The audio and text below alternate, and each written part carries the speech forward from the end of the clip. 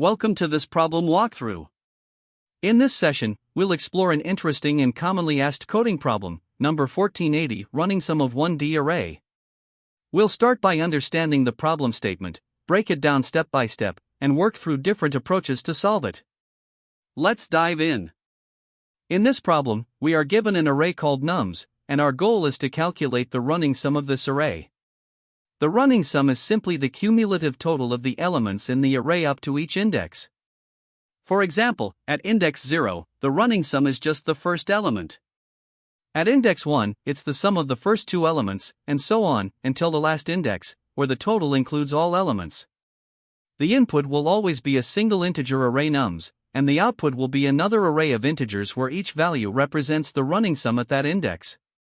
Let's look at some examples to understand this better. In our first example, if nums is 1, 2, 3, 4, the output running sum array would be 1, 3, 6, 10.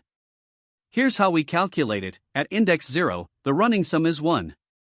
At index 1, we add 2 to the previous sum, giving us 3. At index 2, we add 3 to the total, resulting in 6, and finally, at index 3, we add 4, leading to 10.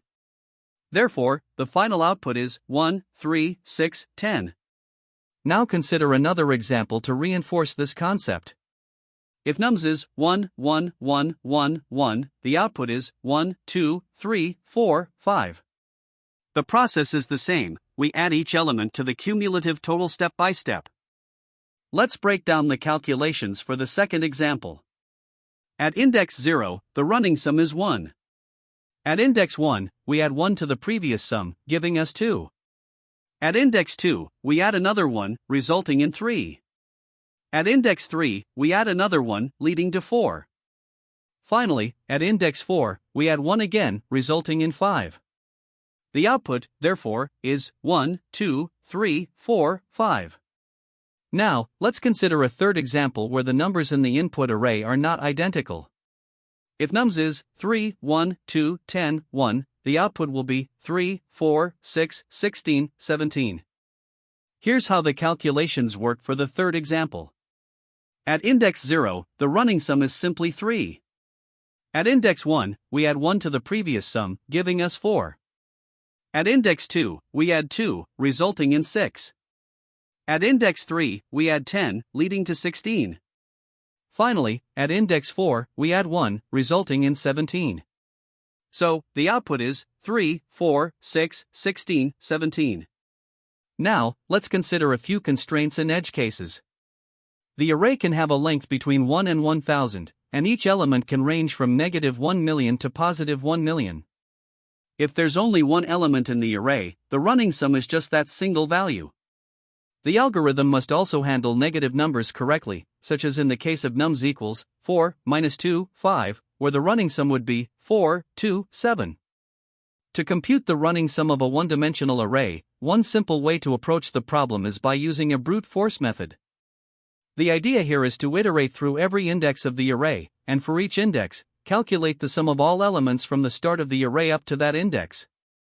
This involves using a nested loop. The outer loop progresses through each index of the array, while the inner loop computes the sum for that specific index by iterating over all the elements up to it. While this approach is straightforward and intuitive, it's computationally expensive. Each element requires summing up to n additions in the worst case, leading to a time complexity of n squared. Additionally, we use extra space to store the resulting running sum, which makes the space complexity n. While simple to understand, this method becomes inefficient for larger arrays due to the quadratic time complexity of the nested loops. A more efficient approach to solve this problem is the optimized method using a prefix sum technique. Instead of recalculating the sum for each index, we can maintain a cumulative sum as we traverse the array. The idea here is simple: the running sum at any index is just the running sum at the previous index plus the current element. By updating a cumulative sum variable during a single traversal of the array, we can calculate the running sum iteratively without the need for nested loops. This eliminates redundant calculations and reduces the time complexity to n. The space complexity remains n, as we still store the results in a separate list. This approach is not only efficient but also easy to implement. as it only requires a single loop and a cumulative sum variable. The key insight that makes the optimized approach so effective is understanding that the running sum can be calculated in a single pass using a cumulative sum. This eliminates the need for repeatedly summing elements, as done in the brute force approach, significantly improving performance. The optimized solution was chosen because it is far more efficient, with a time complexity of O(n) compared to the O(n) squared of the brute force method. This makes it especially suitable for handling large arrays, where the difference in performance becomes substantial. Additionally, the iterative method is simple to implement, requiring only a single loop, and avoids the complexity of nested iterations.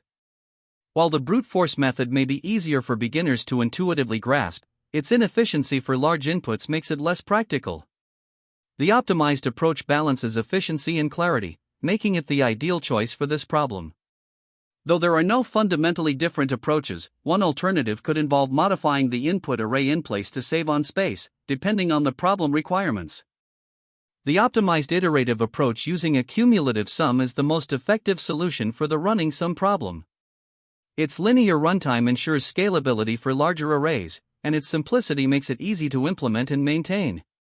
By reducing unnecessary computations and avoiding nested loops, this method provides a clear advantage over the brute force approach. It strikes the right balance between performance and readability, making it the best choice for solving this problem efficiently.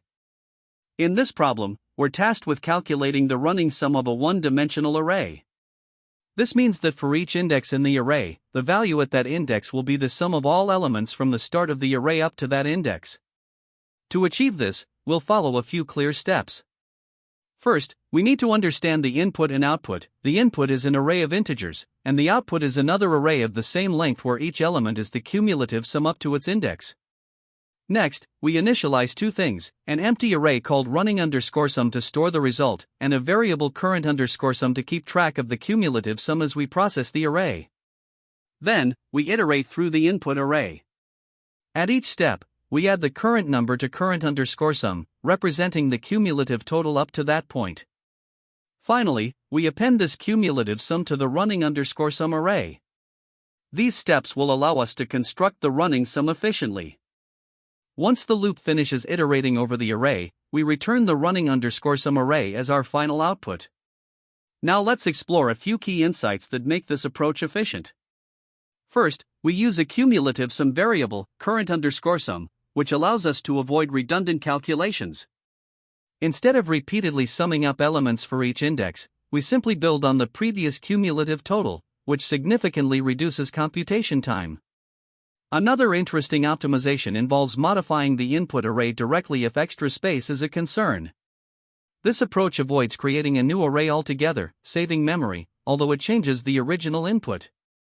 Lastly, in terms of complexity, the time complexity is O(n), because we make a single pass through the array, with each operation taking constant time. The space complexity is O(n) if we use a separate result array, but it can be reduced to O(1) with in-place modifications. This combination of efficiency and simplicity makes the algorithm highly practical to implement. To implement the algorithm, we rely on three core data structures: the input array, the result array, and a variable to track the cumulative sum.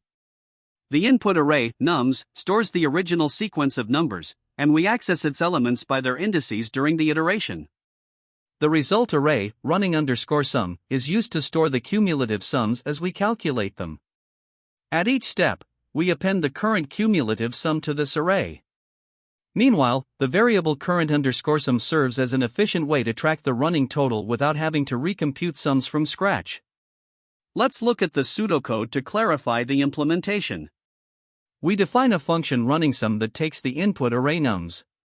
Inside the function, we initialize running_sum as an empty list and current_sum as 0. Then, we iterate through the input array, updating current_sum by adding the current element. This updated sum is appended to running_sum at each step. Finally, we return running_sum as the result. This simple structure ensures clarity and efficiency. To see the algorithm in action, let's walk through an example with the input array nums equals 1, 2, 3, 4. We start by initializing current_sum to 0 and running_sum as an empty list. In the first step, we process the first element, nums, 0 equals 1. Adding this to current underscore sum, we get a new cumulative sum of 1, which we append to running underscore sum, resulting in 1. Next, we process the second element, nums, 1 equals 2. Adding this to the current cumulative sum, we get current underscore sum equals 3, and appending this to running underscore sum gives 1, 3. Moving to the third element, nums, 2 equals 3, we update current underscore sum to 6 and append it to the result array, producing 1, 3, 6. Finally, for nums, 3 equals 4, adding it to current underscore sum gives a total of 10, and appending this results in 1, 3, 6, 10. At the end of the iteration, the running underscore sum array contains the cumulative sums for all indices. The final output for the example is running underscore sum equals 1, 3, 6, 10. Let's now consider some edge cases. First, if the input array contains a single element, such as nums equals 5, the output will simply be 5, since the cumulative sum of one element is the element itself. Another case is when the array contains all zeros, for example, nums equals 0, 0, 0. Here, the cumulative sum remains 0 for every index, so the output is 0, 0, 0. Lastly, the algorithm handles negative numbers seamlessly. For instance, with nums equals -1, -2, -3, the cumulative sums are calculated as -1, -3, -6, demonstrating that the method works regardless of the signs of the numbers. These examples highlight the robustness of the algorithm in handling various scenarios. To further optimize the algorithm, we can reduce space usage by modifying the input array in place. Instead of creating a new result array, we directly update each element in the input array with its running sum. For example, at each index I, we add the value at the previous index to the current element. This approach eliminates the need for extra memory, reducing space complexity to 1. Additionally, we can avoid using a separate variable like current underscore sum by directly updating the array during iteration. These optimizations are useful in scenarios where memory is constrained. In conclusion, this algorithm achieves optimal performance with a time complexity of n, and offers flexibility with space usage depending on the implementation. By leveraging a cumulative sum approach, we ensure that the solution is both elegant and efficient, making it a great choice for this problem. This Python implementation solves LeetCode problem 1480, running sum of 1D array, efficiently using a straightforward iterative approach. Here's a breakdown. 1. Initialization. A new list running underscore sum is created with the same length as the input nums, initialized with zeros, 0, asterisk len, nums. This ensures we have a placeholder for each running sum value. The first element of running underscore sum is directly set to the first element of nums, as the running sum at index 0 is simply the value at index 0. 2. Iterative calculation. A loop runs from index 1 to the end of the nums array. For each index I, the running sum at I is calculated by adding the value at nums, I, to the running sum at the previous index, running underscore sum, I1. This creates a cumulative sum up to the current index. 3. Return statement. The running underscore sum list is returned, containing the desired cumulative sums for all indices. This approach has a time complexity of n, as it processes each element exactly once, and a space complexity of n, requiring an additional array for the result. It's efficient and directly addresses the problem requirements. This is the Java implementation of the running sum of 1D array problem. The code mirrors the Python implementation, following the same logic to compute the running sum iteratively. Key differences include Java's explicit array type declarations and the use of standard int arrays for handling numeric data. The solution initializes the first element and then iterates through the array, updating the running sum by adding the current element to the sum from the previous step. To solve the problem, we begin by initializing the input array nums as 1, 2, 3, 4. We create an empty array called running underscore sum of the same length, initialized with zeros, so it starts as 0, 0, 0, 0. The first step is to set the first element of running underscore sum equal to the first element of nums, which means running underscore sum 0 is set to nums 0 or 1. Now we proceed to calculate the running sum for the rest of the elements. In the first iteration, where I is 1, the formula running_sum, I, equals running_sum, I1, plus nums, I, is applied. This means running_sum, 1, equals running_sum, 0, plus nums, 1, which calculates to 1 plus 2 equals 3. The running_sum array is now 1, 3, 0, 0. Next, in the second iteration when I is 2, the same formula updates running_sum, 2, to running_sum, 1, plus nums, 2, or 3 plus 3, which equals 6. This updates the array to 1, 3, 6, 0. Finally, in the third iteration with I is 3, running_sum, 3, is calculated as running_sum, 2, plus nums, 3, or 6 plus 4, resulting in 10. The array becomes 1, 3, 6, 10. After completing all iterations, the final output is the running_sum array 1, 3, 6, 10, which gets returned. Now, let's look at another example where the input array nums is 3, 1, 2, 10, 1. As before, we start by initializing the running_sum array to a zero-filled array of the same length, 0, 0, 0, 0, 0. The first element of running_sum is set to the first element of nums, so running_sum, 0, equals nums, 0, which is 3. Moving into the iterations, we calculate the running sum for subsequent elements. In the first iteration, I equals 1, and running_sum, 1, is updated to running_sum, 0, plus nums, 1, or 3 plus 1, giving 4. The array updates to 3, 4, 0, 0, 0. Next, for I equal to 2, running_sum, 2, becomes running_sum, 1, plus nums, 2, which is 4 plus 2, resulting in 6. The array now becomes 3, 4, 6, 0, 0. For I equal to 3, running_sum, 3, is updated to running_sum, 2, plus nums, 3, or 6 plus 10, giving 16. This updates the array to 3, 4, 6, 16, 0. Finally, when I equals 4, running_sum, 4, is calculated as running_sum, 3, plus nums, 4, which is 16 plus 1, resulting in 17. The final running_sum array is 3, 4, 6, 16, 17. The final output for the second example is 3, 4, 6, 16, 17. Now, let's consider a simpler case where the input array nums contains only one element, 5. As usual, we initialize the running_sum array to match the length of nums, so it starts as 0.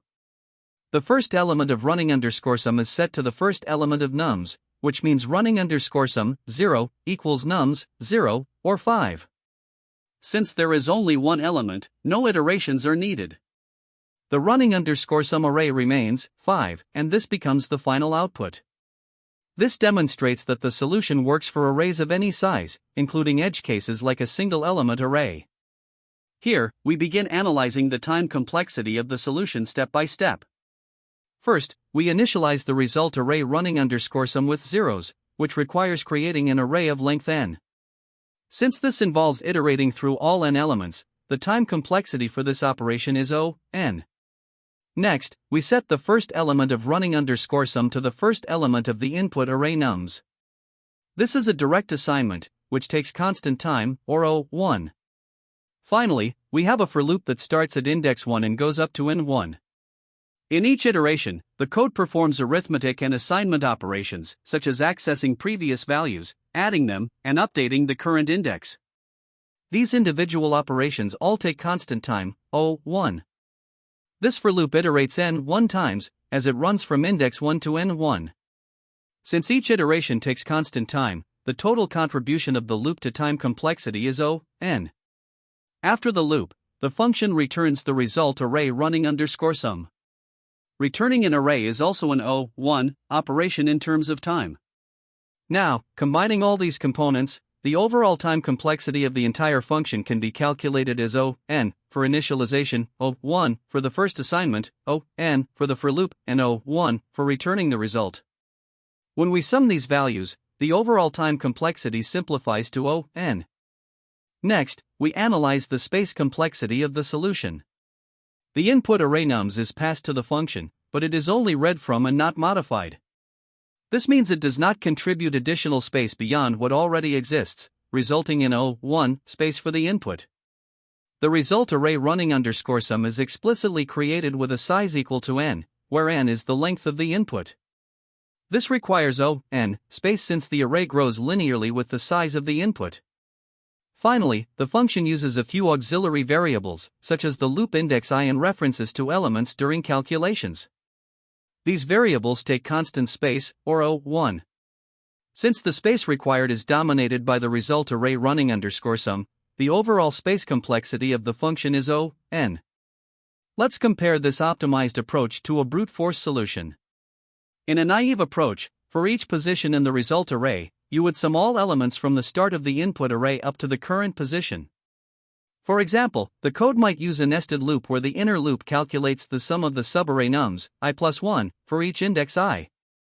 In this case, the sum function iterates over progressively larger subarrays, requiring one operation for the first index, two for the second, and so on.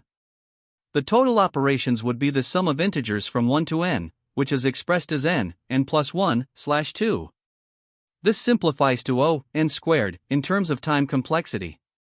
However, both the brute force and optimized approaches use a result array of size n, so the space complexity in both cases is n.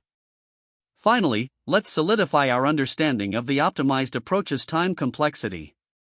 The for loop in the function iterates exactly n1 times, and each iteration consists of constant time operations like accessing array elements, performing additions, and making assignments. This means the loop contributes n to the total time complexity. Other operations, such as initializing the result array, are also n, while single assignments or returning the result are 1. Since none of these components exceed n, the overall time complexity of the function remains n. This holds true regardless of the input size, demonstrating the efficiency of the solution. When working with the running sum of a 1D array, there are several common mistakes to watch out for. One of the most frequent is incorrect indexing, where the current element is accidentally excluded from the sum calculation. This can lead to off-by-one errors in the results. Another issue is inefficient recalculation. Some people mistakenly recompute the sum from the start of the array for each index, resulting in an n squared time complexity, which is impractical for larger inputs. It's also important to be cautious about modifying the input array directly. Some problems explicitly prohibit this, so always check the constraints before deciding on your approach. Additionally, edge cases like an empty array, a single element array, or arrays with all negative numbers are often overlooked, which can lead to runtime errors or unexpected results. Finally, unnecessary space usage, such as creating a new array when in-place modification is allowed, can be wasteful, so aim to optimize memory usage wherever possible. Now let's focus on some insights that are particularly useful during interviews. First, always be ready to explain why your solution is optimal, especially if it achieves n time complexity and 1 space complexity. These are often the expected benchmarks for running some problems. Additionally, understanding the concept of prefix sums is crucial. This technique is widely applicable in problems involving subarray sums, cumulative sums, or range queries. Iterative updates are another key point to emphasize. By updating the running sum iteratively, you avoid the inefficiency of recomputation, making your solution both faster and more elegant. Lastly, clarifying constraints early is critical. For example, knowing whether you're allowed to modify the input array or need to return a new one can significantly impact how you design your solution. Building on these ideas, it's helpful to explore some related problems that share similar concepts. For instance, LeetCode 238, product of array except self, involves computing a product array using prefix and suffix products without direct division. Another example, LeetCode 303, range sum query immutable, focuses on cumulative sums for efficient subarray queries. LeetCode 560, subarray sum equals k, extends the prefix sum idea to find subarrays with a specific sum. Finally, LeetCode 53, maximum subarray, uses cumulative sums to identify the largest sum of a contiguous subarray. When considering alternative approaches, a brute force method could be used to iterate through all possible subarrays and calculate the running sum for each index. While this is straightforward, it has a time complexity of n squared, making it inefficient for larger inputs. On the other hand, in-place modification allows you to update the input array directly with the running sum, which reduces space usage to 1. However, this method is only suitable if modifying the input array is explicitly allowed. Alternatively, you can use a separate result array to store the running sum values. This approach requires additional space but ensures that the input array remains unchanged, making it a safer choice when the problem constraints prohibit input modification. While this trade-off increases memory usage slightly, it offers clarity and avoids unintended side effects, which can be especially valuable in scenarios where the input data needs to remain intact for other operations. Great job working through this problem. Today, we reviewed the running sum of 1D array and explored how to approach such problems efficiently. Remember to practice similar problems to strengthen your skills, and stay tuned for more coding challenges. Thanks for watching. That's the end of this tutorial. I hope you found this explanation helpful for understanding the solution to this LeetCode problem. If you enjoyed this content, please consider subscribing to the channel for more coding tutorials and solutions. Feel free to leave a like if this video helped you, and don't hesitate to comment with any questions you might have. Thanks for watching, and happy coding!